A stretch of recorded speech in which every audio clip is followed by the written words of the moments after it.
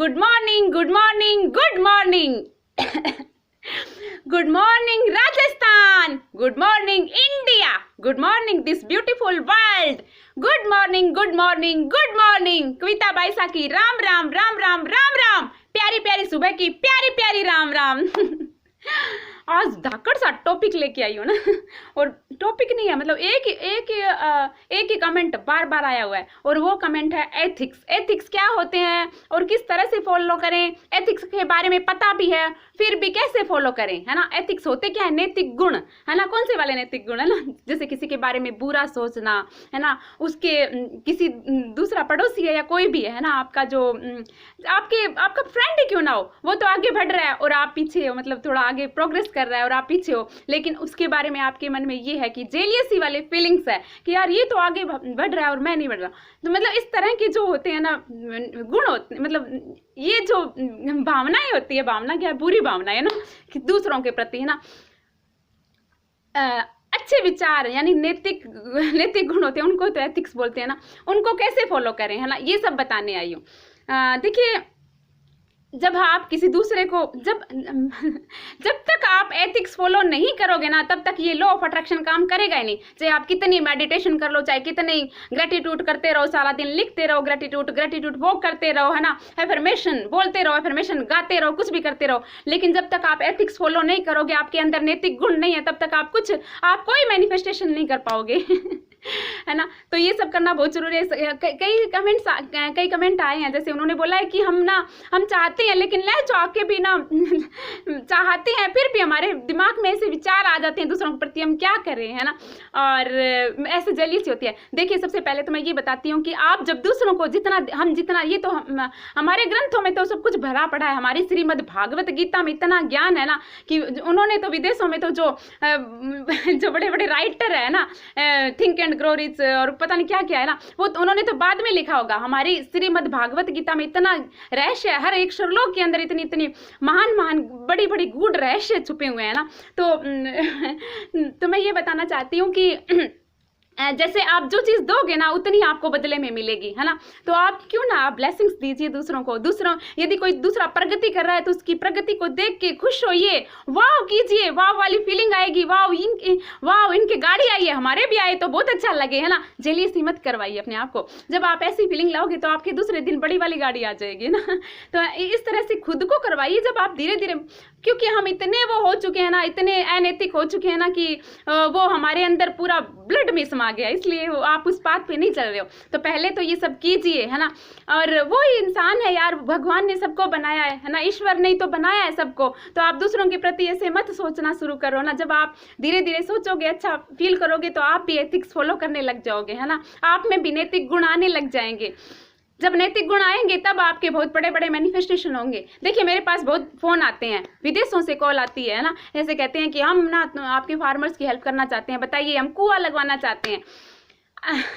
और ठीक है, मैं बता देती हूँ। मैंने बताया कि हाँ ठीक है, ये करके ऐसे लगेगा, सारा बेटा बताया। तो कहते चलो ठीक है, आपने बताया, लिख के दे देना। मैंने लिख के भी दे दिया, एक चीज लिख के दे दी। हाँ, इतना लगेगा, इतने का ये होगा, इतने पैनल लगेंगे, 7,000 का ये, एक चीज लिख के दे दी, इतना है, चलो ठीक है, 3 लाख या जितना भी बन रहा है एक चीज। मतलब ये नहीं है कि हम बीच में ऐसे, यार मैं एलओए फॉलो कर रही हूँ, मैं थोड़ी ना बीच में ऐसे मैं तो खुद, हम थोड़े ना दूसरों का ऐसे खाएंगे, है ना। मेरे कहने का मतलब ये है।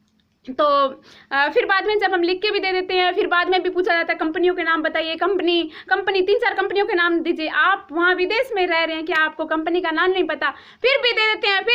फिर भी ऐसे जिनको चैरिटी करनी होती है ना, वो ऐसे बोलते हैं लीजिए। जो लॉ ऑफ अट्रैक्शन फॉलो कर रहे हैं, वो चैरिटी देना चाहते हैं, उनको वो कहते हैं ले लो ये, है ना, उनको फेथ होता है ना। तो अरे आप फार्मर की क्या हेल्प करोगे? फार्मर, मेरे कल फार्मर है, जो मतलब फार्मर भी अलग बड़े फार्मर होते हैं जिनके पास बहुत सारी जमीन होती है। कई छोटे फार्मर तो होते हैं जो उनकी जमीन लेके हिस्से पे, जैसे आधे हिस्से पे ले ली या पांचवें हिस्से पे ले ली, मतलब पूरी भूमि का जो 5वां हिस्सा है ना, वो उनको दिया। जैसे पूरी भूमि है उनका, भूमि में जितनी फसल होती है पूरे साल वो फार्मिंग करते हैं उस भूमि के अंदर, और जितनी फसल होती है उनका 5वां हिस्सा उनको दिया जाता है और बड़े फार्मर को दिया जाता है। तो वो मुझे मिले, तो मैंने उनको बताया मैं ऐसे करके टीचिंग देती हूँ, मैं आपको भी दूंगी। तो उन्होंने कुछ देर तक मुझे सुना और मुझे उनकी एक बात बहुत अच्छी लगी। उन्होंने कहा बेटा हम तो अब इतने बड़े हो गए, हमें क्या सिखाएगी, तुम हमारे बच्चों को सिखा दो, है ना। तो अरे क्या आप उनको चैरिटी दोगे फार्मर्स को, उनके अंदर तो नैतिक गुण कूट कूट के भरे हुए हैं, है ना। ठीक है तुम देना चाहते हो तो दीजिए, ऐसे क्या ऐसे बार बार पूछ रहे हो कि ये दो, ये भेजो, ये भेजो, कंपनी के नंबर आपके पास नहीं है क्या, आप फोन करके पूछ लो। आई एम सॉरी, मैं ऐसे बोलना नहीं चाहती, लेकिन इतना आप सिंपैथी मत जताइए फार्मर्स पे। यदि आपको देने हैं तो दीजिए चैरिटी, है ना। और जो फार्मर्स थे उनके, मैंने कहा आपका फ़ोन लगाती हूँ ना तो नंबर बंद आता है, तो वो कहते मेरा फ़ोन है ना छोटा फ़ोन है जैसे, कहते ख़राब हो गया। तो मेरे को अच्छा लगा, मैंने कहा मैं आपको गिफ्ट करूँगी, मैंने ऑर्डर भी कर दिया शाम को। मैंने कहा ना मैंने आपके लिए फ़ोन ऑर्डर किया, आप ले ला। नहीं हम आपसे नहीं लेंगे, तू हमारी बहन बेटी, हम तेरे से फ़ोन लेंगे। वो तो यार वो खुद स्वाभिमानी है, वो कुछ लेना ही नहीं चाहते, है ना। तो आप क्या फार्मर को चैरिटी दोगे। आई एम सॉरी, मैं थोड़ा वो हो रही हूँ, लेकिन मेरे कहने का मतलब ये है कि आप इस तरह से, वो हमारे जो फार्मर है ना उनमें तो कई होंगे, थोड़े बहुत इंसान होते हैं तो कईयों में वो अनैतिक थोड़े बहुत हो जाते होंगे, लेकिन वो इनोसेंट होते हैं, है ना। तो उनमें उनको तो सिर्फ ज़रूरत है कि आप थोड़ा अच्छा सोचिए, मेहनत करने की इतनी ज़रूरत नहीं है, आप अच्छा सोचोगे ना तो आप बहुत आगे बढ़ जाओ, मतलब आप अट्रैक्ट करोगे ना, यही है। तो मैं कहाँ नैतिक से कहाँ इनके साथ कंपेयर कर रही हूँ। तो आप जब इस तरह से नैतिक यानी एथिक्स फॉलो करोगे तो आपकी लाइफ में बहुत बड़े बड़े मैनिफेस्टेशन होंगे।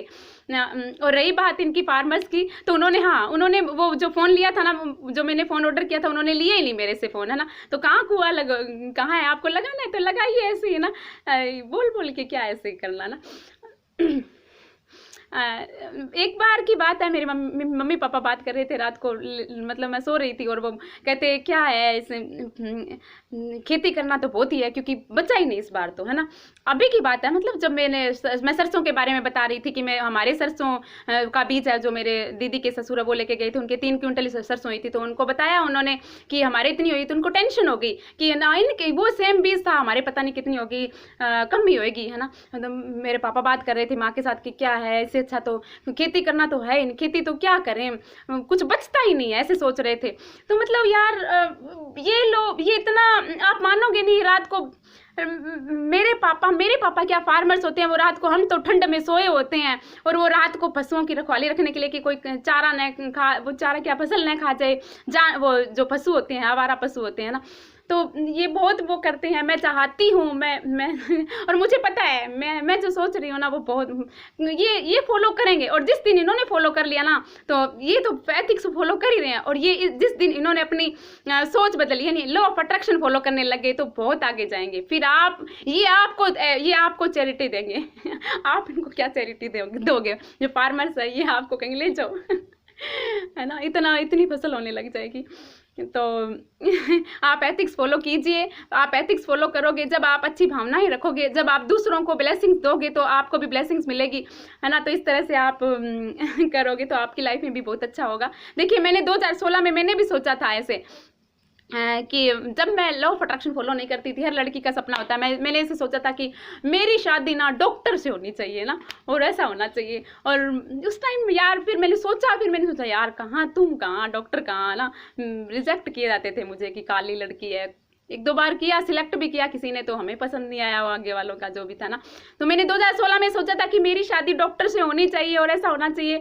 और आज जब मैं अच्छी तरह से लॉ ऑफ अट्रैक्शन फॉलो करने लग गई और एथिक्स फॉलो करने लगी तो डॉक्टर का ही रिश्ता आ गया। लेकिन अब मुझे नहीं चाहिए, क्योंकि मुझे ऐसा लड़का चाहिए जो जितना प्यार मैं खुद से करती हूँ ना उतना प्यार करने वाला होना चाहिए, और मेरा लाइफ पाथ है उस पर चलने वाला होना चाहिए ना। क्वालिटी चेंज हो गई, मेरी लिस्ट ऑफ क्वालिटी है ना, वो जो मैं पार्टनर को लेके थी वो चेंज हो चुकी है ना, क्योंकि मैंने एथिक्स फॉलो किए, मैं लॉ ऑफ अट्रैक्शन फॉलो करने लगी। जब मैं प्योर हुई तो जो मेरे वॉर्टेक्स में थी, जो मैंने सोचा था कि ऐसा होना चाहिए, वो मुझे मिल गया। तो जब आप एथिक्स फॉलो करोगे तो अपनी लाइफ में आप उन सब चीज़ों को अट्रैक्ट करोगे, है ना।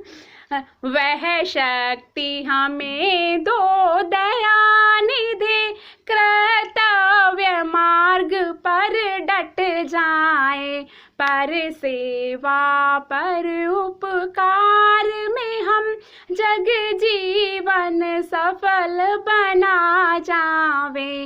वह शक्ति हमें दो दया निधि, कर्तव्य मार्ग पर डट जावे, निज आन मान मर्यादा का प्रभु ध्यान रहे अभिमान जिस देश जाति में जन्म लिया उनको तारे खुद तर जावे, वह शक्ति हमें दो दयानिधे, कर्तव्य मार्ग पर डट जावे।